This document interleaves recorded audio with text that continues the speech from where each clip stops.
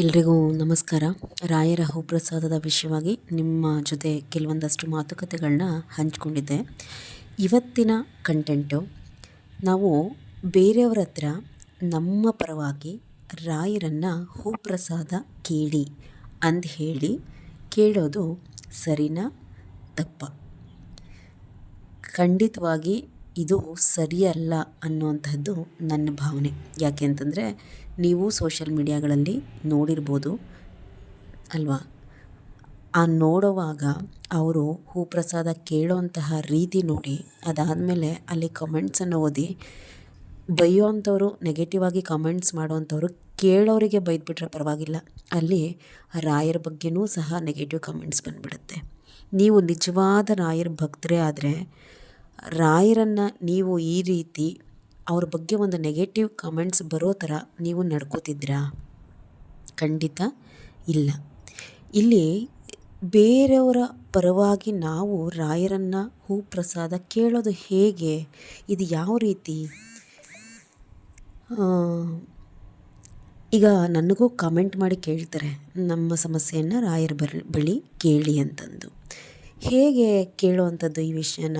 ಇಲ್ಲಿ ನೋಡಿ, ನಮ್ಮ ಸಮಸ್ಯೆ ನಮಗೆ ತಿಳಿದಿರೋ ಅಷ್ಟು ನಾವು ಯಾರನ್ನು ಹೂಪ್ರಸಾದ ಕೇಳಿ ಅಂತ ಹೇಳ್ತೀವಲ್ವ, ಅವ್ರಿಗೆ ನಮ್ಮ ಸಮಸ್ಯೆಯ ತೀವ್ರತೆ ಆಗಲಿ, ಅದರ ನೋವಾಗಲಿ, ಅಥವಾ ನಾವು ಅದನ್ನು ಏನು ಅನುಭವಿಸಿ ಫೀಲ್ ಮಾಡಿ ಅಯ್ಯೋ ಅಂದಿರ್ತೀರಲ್ವ, ಅದು ಯಾವುದೂ ಸಹ ಅವ್ರಿಗೆ ಅರಿವಿರೋದಿಲ್ಲ. ಅಂದರೆ ನಮಗೆ ನಮ್ಮ ಸಮಸ್ಯೆ ತಿಳಿದಿರೋಷ್ಟು ಅವ್ರಿಗೆ ತಿಳಿದಿರೋದಿಲ್ಲ. ಅಂದರೆ ನಾನು ಹೇಳ್ತಿರೋದು ಅರ್ಥ ಮಾಡ್ಕೊಳ್ಳಿ, ರಾಯರ ಹತ್ರ ನಮ್ಮ ಸಮಸ್ಯೆನ ನಾವು ಹೇಳ್ಕೊಳ್ಳೋವಂತಹ ಮಟ್ಟನೇ ಬೇರೆ.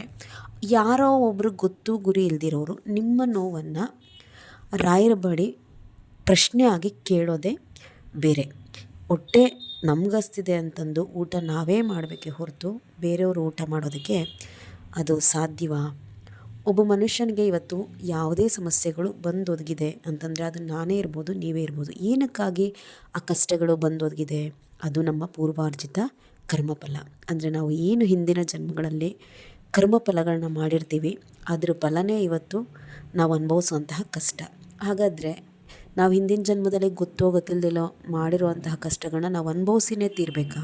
ಆ ಕಷ್ಟಗಳನ್ನ ನಾವು ಕೊನೆಯವರೆಗೂ ಅನುಭವಿಸ್ತಾನೆ ಇರಬೇಕಾ ಈ ಜನ್ಮದಲ್ಲಿ ಮಾಡಿಲ್ದಿರೋಂತಹ ತಪ್ಪಿಗೆ? ಖಂಡಿತ ಇಲ್ಲ.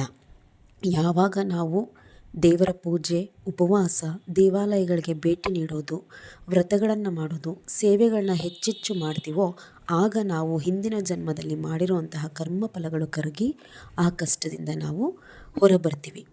ಅದನ್ನು ಬಿಟ್ಬಿಟ್ಟು ನಮ್ಮ ಸಮಸ್ಯೆಯನ್ನು ಕೇಳಿ ಅಂತೇಳಿ ಅವ್ರವ್ರ ಬಳಿ ನಾವು ರಾಯರ ಹತ್ರ ಕೇಳಿಸಿದಾಗ, ಈಗ ಎಕ್ಸಾಂಪಲ್ನ ಕೊಟ್ಟು ಹೇಳ್ತೀನಿ. ಈಗ ಕಮೆಂಟ್ ಮಾಡಿಬಿಡ್ತೀರಾ, ನನಗಿಂಥ ಸಮಸ್ಯೆ ಹೀಗಿದೆ, ನೀವು ರಾಯರ ಹತ್ರ ಹೂ ಪ್ರಸಾದವನ್ನು ಕೇಳಿ. ಆಯಿತು, ನಿಮ್ಮ ಹೆಸರೇನು? ಫಾರ್ ಎಕ್ಸಾಂಪಲಿಗೇನೋ ಒಂದು ರಾಧಾ ಅಂತನೋ ಕವಿತಾ ಅಂತನೋ. ಕವಿತಾ ರಾಧಾ ಅನ್ನೋರು ಪ್ರಪಂಚದಲ್ಲಿ ಎಷ್ಟು ಜನ ಇರ್ತಾರೆ? ಕೇಳೋ ಅಂಥವ್ರು, ರಾಯರೇ ಅವ್ರ ಹೆಸರು ಕವಿತಾ ಅಂತೆ, ಅವ್ರ ಯಜಮಾನ್ರಿಗೆ ಹುಷಾರಿಲ್ವಂತೆ, ನೀವು ಅವ್ರಿಗೆ ಹುಷಾರು ಮಾಡಿಕೊಡ್ತೀರಾ? ಯಾರು ಕವಿತಾ ಅಂದರೆ? ಎಷ್ಟು ಜನ ಇದ್ದೀರಾ ಪ್ರಪಂಚದಲ್ಲಿ ಕವಿತಾ ಅನ್ನೋರು? ನೀವೇ ಅಂತ ಹೇಳಿ ರಾಯರಿಗೆ ಹೇಗೆ ಗೊತ್ತಾಗಬೇಕು? ಸಾಧ್ಯವಾ ಇದು? ಯೋಚನೆ ಮಾಡಿ ನೋಡಿ. ನಿಮ್ಮ ಹೆಸರಿನ ಜನ ಸಾವಿರಾರು ಜನ ಪ್ರಪಂಚದಲ್ಲಿ ಇರ್ತಾರೆ.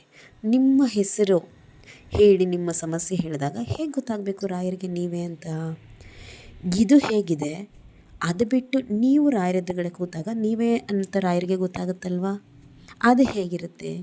ಇದು ಯಾವ ಥರ ಅಂತಂದರೆ, ನಿಮಗೆ ಕಾಯಿಲೆ ಬಂದಾಗ ಔಷಧಿಯನ್ನು ನೀವೇ ತಗೊಳ್ಬೇಕೇ ಹೊರತು ನನಗೆ ಜ್ವರ ಬಂದಿದೆ ಮಾತ್ರೆ ನುಂಗಿ ಅಂತ ಹೇಳಿ ಬೇರೆಯವ್ರಿಗೆ ಹೇಳೋದಲ್ಲ. ಆ ರೀತಿ ಅವಲಕ್ಷಣ ಇದು ಬೇರೆಯವರನ್ನು ಹೂಪ್ರಸಾದ ಕೇಳಿ ಅಂತ ಹೇಳಿ ಕೇಳುವಂಥದ್ದು. ರಾಯರು ನೋಡಿ ಯಾರೊಬ್ಬರ ಸ್ವತ್ತು ಅಲ್ಲ. ಹಾಗಾದರೆ ನೀವು ಕೇಳ್ಬೋದು, ಈಗ ನಮ್ಮ ಮನೆಯಲ್ಲಿ ಹೂಪ್ರಸಾದ ಆಗಲ್ಲ, ಈಗ ನಮ್ಮ ಸಮಸ್ಯೆ ಬಗೆಹರಿಬೇಕು, ನಾವು ಹಾಗಾದರೆ ಹೂಪ್ರಸಾದ ಕೇಳಿ ಅಂತ ಹೇಳಿ ಬೇರೆಯವ್ರ ಹತ್ರ ಕೇಳೋದೇ ತಪ್ಪಾ? ನಿಮ್ಮ ಪ್ರಶ್ನೆಗೆ ಮುಂದೆ ನಾನು ಮಾತಾಡ್ತಾ ಹೋಗ್ತೀನಿ, ಎಲ್ಲೂ ಸ್ಕಿಪ್ ಮಾಡಬೇಡಿ. ರಾಯರು ಯಾರೊಬ್ಬರ ಸ್ವತ್ತು ಅಲ್ಲ.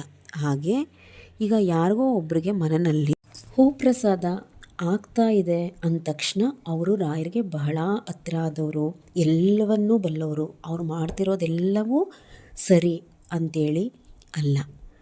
ಬಹಳ ಕಷ್ಟ ನಮಗಿದೆ ಅಂತಂದಾಗ ರಾಯರ ಯಾವುದಾದ್ರೂ ವ್ರತ ಹಿಡೀರಿ. 7 ವಾರದ ಗುರುವಾರದ ವ್ರತ, 21 ದಿನದ ವ್ರತ, 48 ದಿನ ಮಾಡುವಂತಹ ವ್ರತ ಸಂಕಲ್ಪಪೂರ್ವಕವಾಗಿ ಮಾಡಿ ರಾಯರಿಗೆ ಮಠಗಳಿಗೆ ಹೋಗಿ ಮೈ ಬಗ್ಗಿಸಿ, ನಮ್ಮ ಮೈಗೆ ನೋವಾಗಬೇಕು ರಾಯರೇ ಅಂತ ಹೇಳಿ ಮನಸ್ಸಿಂದ ಬರಬೇಕು. ಮೈ ಬಗ್ಗಿಸಿ ಪ್ರದಕ್ಷಿಣೆ ಹಾಕುವಾಗ ಕಣ್ಣಲ್ಲಿ ನೀರು ಬರಬೇಕು. ಏಕಾದಶಿಯ ದಿನ, ಗುರುವಾರ ದಿನ ಉಪವಾಸ ಇರಬೇಕು ರಾಯರಿಗೋಸ್ಕರ.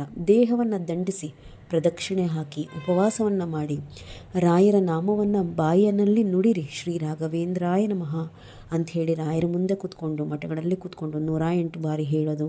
ಆ ಥರ ಮಾಡಿ ಈ ರೀತಿ ಮಾಡ್ತಾ ಬಂದಾಗ ನಿಮ್ಮ ಕಷ್ಟಗಳು ಕ್ರಮೇಣ ಕಳೆಯುತ್ತಾ ಹೋಗುತ್ತೆ ಹೊರತು, ಆಗ ಅವರ ಅನುಗ್ರಹ ನಿಮ್ಮ ಮೇಲಾದಾಗ, ಅವರ ಆಶೀರ್ವಾದ ಸಿಕ್ಕಾಗ ಖಂಡಿತ ನಿಮ್ಮ ಕಷ್ಟಗಳು ಏನೇ ಇರ್ಬೋದು ಅದು ಕಳೀತಾ ಬರುತ್ತೆ. ದಿನಬರ್ತಿ ಮೇಲೆ ದಿನೇ ದಿನೇ ದಿನೇ ನೀವೆಷ್ಟು ರಾಯರ ಸೇವೆಯನ್ನು ಮಾಡ್ತೀರಾ ಅಷ್ಟು ರಾಯರಿಗೆ ಹತ್ತಿರ ಆಗ್ತಾ ಹೋಗ್ತೀರಾ.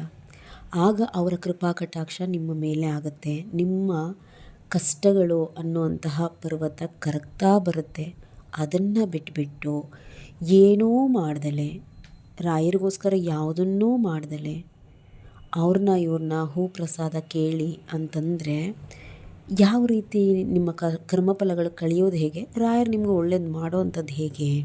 ಆಯಿತು, ಅದೂ ಮೀರಿ ನೀವು ಯಾರನ್ನಾದರೂ ಬಲವಂತವಾಗಿ ಪ್ರಸಾದ ಕೇಳಿ ಅಂತ ಹೇಳಿ ಕೇಳಿಬಿಟ್ಟು ಬಲವಂತವಾಗಿ ರಾಯರು ಪ್ರಸಾದ ಕೊಟ್ಟರೂ ಸಹ ಅದರ ಅರ್ಥ ಅವತ್ತಿಗೆ ನಾನು ಇದ್ದೀನಿ ಅವ್ರ ವಿಷಯದಲ್ಲಿ, ಅಥವಾ ನನ್ನ ಸೇವೆ ಅವರು ಮಾಡಲಿ ಅನ್ನುವಂತಹ ಅರ್ಥ ಬರುತ್ತೆ ಹೊರತು 10 ಜನದ ಹೆಸರುಗಳನ್ನ ಒಟ್ಟಿಗೆ ಹೇಳಿಬಿಟ್ಟು ಅಂತಂದರೆ, ಈಗ ಹೂಪ್ರಸಾದ ಕೇಳೋರನ್ನ ಕೆಲವ್ರನ್ನ ನೋಡಿ ಒಂದು 10-15 ಜನದ ಹೆಸರುಗಳನ್ನ ಒಟ್ಟಿಗೆ ತೊಗೊಂಡ್ಬಿಡ್ತಾರೆ. ಅವ್ರ ಹೆಸರು ಹೇಳ್ಬಿಡ್ತಾರೆ, ಅವ್ರ ಸಮಸ್ಯೆಗಳ್ನ ಹೇಳ್ಬಿಡ್ತಾರೆ. ರಾಯರೇ ನೀವು ಇವರೆಲ್ಲರಿಗೂ ಒಳ್ಳೇದು ಮಾಡಿಬಿಡ್ಬೇಕು, ಇವರೆಲ್ಲರ ಸಮಸ್ಯೆನೂ ಪರಿಹಾರ ಮಾಡಿಬಿಡ್ಬೇಕು ಅಂತ ಹೇಳಿ ಒಂದು ಹೂ ಬಿದ್ದ ತಕ್ಷಣ ಆ 10 ಜನದ ಸಮಸ್ಯೆ ತೀರೋಯ್ತು ಅಂಥೇಳಿ ಅಲ್ಲ. ನೀವು ಯಾರಾದರೂ ಈ ರೀತಿ ಪರಿಹಾರ ಮಾಡ್ಕೊಂಡಿದ್ರೆ ದಯವಿಟ್ಟು ಕಮೆಂಟಲ್ಲಿ ತಿಳಿಸ್ಕೊಡಿ ನನಗೆ. ಇಲ್ಲ ನಾನು ಪ್ರಸಾದ ಕೇಳಿ ಅವ್ರಿವ್ರ ಹತ್ರ ನನ್ನ ಸಮಸ್ಯೆ ತೀರ್ತು ಅಂತ ಹೇಳಿ, ಆವತ್ತಿಗೆ ನಾನು ಸಹ ಒಪ್ಕೋತೀನಿ. ಆ ರೀತಿ ಇಲ್ಲಿವರೆಗೂ ನಾನು ಕಂಡಂಗೆ ಯಾರ ಸಮಸ್ಯೆನೂ ಬಗೆಹರಿದಿಲ್ಲ. ದೇವರು ನಿಮ್ಮ ಕಷ್ಟ, ಯಾವುದೇ ದೇವರಿರ್ಬೋದು, ರಾಯರೇ ಇರ್ಬೋದು ಅಥವಾ ಯಾವುದೇ ದೇವರಿರ್ಬೋದು, ನಾವು ಕಷ್ಟ ಕಳಿಬೇಕು ಅಂತಂದಾಗ ಅದಕ್ಕೆ ರೀತಿ ನೀತಿ ಇರುತ್ತೆ. ಆ ದೇವರಿಗೆ ಸಂಬಂಧಪಟ್ಟಂತೆ, ರಾಯರಿಗೆ ಅಂತಲೇ ಅಲ್ಲ, ನೀವು ಯಾವ ದೇವ್ರನ್ನ ನಂಬಿದಿರೋ ಆ ದೇವರಿಗೆ ಸಂಬಂಧಪಟ್ಟಂತೆ ತುಂಬ ಕಷ್ಟ ಇದ್ದಾಗ ನೀವೇನಾದರೂ ಹರಕೆ ಹೊರಬೇಕು. ಅಂದರೆ ಮುಂದೆ ಏನಾದರೂ ಈ ರೀತಿ ಸೇವೆ ಮಾಡ್ತೀವಿ ಅಂಥೇಳಿ ಹರಕೆ ಹೊತ್ಕೊಂಡು ಈ ಕಷ್ಟ ಕಳೀಲಿ ನಮಗೆ ಅಂಥೇಳಿ ಕೇಳ್ಕೋಬೇಕು. ಇಲ್ಲ ರಾಯರ ವಿಚಾರಕ್ಕೆ ಬಂದ್ರಿ ಅಂತಂದಾಗ, ನೀವು ಯಾವುದೇ ಕಷ್ಟ ಕಳಿಬೇಕು ಅಂತಂದಾಗ ಆದಷ್ಟು ಅವರ ವ್ರತ, ಸೇವೆ, ಉಪವಾಸ, ಪ್ರದಕ್ಷಿಣೆ ಈ ರೀತಿ ಮಾಡ್ಕೊಳ್ಳುವಂತಹ ಸಂಕಲ್ಪ ಮಾಡಬೇಕು. ಮನೆಯಲ್ಲಿ ಕಾಲಕ್ಕೆ ಮನೆ ದೇವರಿಗೆ ಭೇಟಿ ನೀಡಿ. ಯಾವುದೇ ಕಾರಣಕ್ಕೂ ನಿಮ್ಮ ಮನೆ ದೇವರನ್ನು ಕಡೆಗಣಿಸಬೇಡಿ. ದೇವರ ಪೂಜೆ, ರೀತಿ ನೀತಿಗಳು ಮನೆಯಲ್ಲಿ ಸರಿಯಾಗಿ ನಡೀತಾ ಇರಬೇಕು. ಮತ್ತು ನಿಯತಕಾಲಿಕವಾಗಿ ನೀವು ದೇವಸ್ಥಾನಗಳಿಗೆ ಹೋಗಿ ಬರ್ತಾ ಇರಬೇಕು. ಇದೆಲ್ಲ ಮಾಡಿದಾಗಲೇ ನಿಮ್ಮ ಕಷ್ಟಗಳು ಕಳೆಯೋದಕ್ಕೆ ಸಾಧ್ಯ. ಅದನ್ನು ಬಿಟ್ಟು ದಯವಿಟ್ಟು ಬಣ್ಣದ ಮಾತುಗಳಿಗೆ ಮರುಳಾಗಬೇಡಿ. ಅವರವರ ಸ್ವಾರ್ಥಕ್ಕೆ ನೀವು ಬಲಿಯಾಗಬೇಡಿ. ನಿಮ್ಮನ್ನು ಪಾಯಿಂಟ್ ಔಟಾಗಿ ಇಟ್ಕೊಂಡು ಅವರು ಸುಮ್ಮನೆ ಅವ್ರ ವ್ಯೂವರ್ಸು ದುಡ್ಡು ಬರೋ ರೀತಿಯನ್ನು ಮಾಡ್ಕೊಳ್ಳೋದಕ್ಕೆ ನೋಡೋ ಅಂಥದ್ದಕ್ಕೆ ನೀವು ಬಲಿಯಾಗೋಕ್ಕೆ ಹೋಗಬೇಡಿ. ನಿಷ್ಠೆಯಿಂದ ರಾಯರ ಸೇವೆಯನ್ನು ಮಾಡಿ. ನಿಮ್ಮ ಕಷ್ಟ ಕಳೆಯೋದಕ್ಕೋಸ್ಕರೇ ಅಂತಲೇ ರಾಯರು ಬೃಂದಾವನದಲ್ಲಿ ಕುಳಿತುಕೊಂಡಿದ್ದಾರೆ. ಅದು ನಿಮ್ಮೆಲ್ಲರಿಗೂ ತಿಳಿದಿರೋದು ಹೌದು.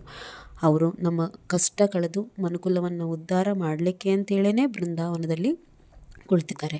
ನಾವು ನಿಷ್ಠೆ, ಭಕ್ತಿ, ಪ್ರೀತಿಯಿಂದ ಅವರ ಸೇವೆ ಮಾಡಿದಾಗ ಅವರ ತಪಸ್ಸಿನ ಶಕ್ತಿಯನ್ನು ನಮಗೆ ಧಾರೆ ಎರಿತಾರೆ.